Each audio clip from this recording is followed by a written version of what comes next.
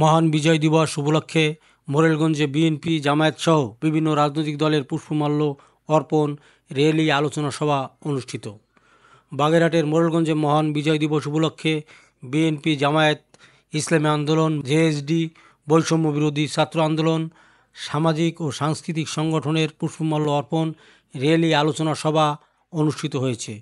দিবসটি উপলক্ষে সকালে উপজেলা ও পৌর বিএনপি তার বিভিন্ন অঙ্গ সহযোগী সংগঠনের সমন্বয়ে এক র্যালি শহরের প্রধান সড়ক প্রদক্ষিণ শেষে মোরেলগঞ্জ নব্বরুচি বাসস্ট্যান্ডে আলোচনা সভায় মিলিত হয়।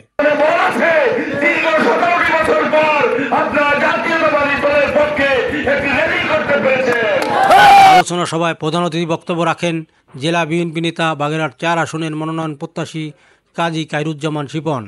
বিশেষ অতিথি বক্তব্য রাখেন উপজেলা বিএনপি আহ্বায়ক মোহাম্মদ শহীদুল হক বাবুল, পৌর বিএনপির আহ্বায়ক শিকদার ফরিদুল ইসলাম, ফারুক হোসেন সামাদ, বিএনপি নেতা FM শামীম হাসান, মতিয়ার রহমান বাচ্চু, মহিলা দল নেত্রী ফেরদৌসী আক্তার হ্যাপি, ফকির রাসেল আল ইসলাম সহ বিভিন্ন নেতৃবৃন্দ।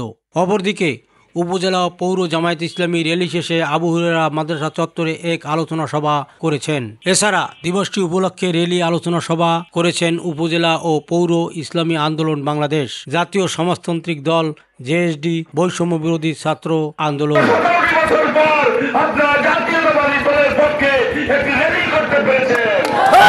মল্লিক, আবুল কালাম খোকন, দৈনিক দক্ষিণ বার্তা, মোরেলগঞ্জ।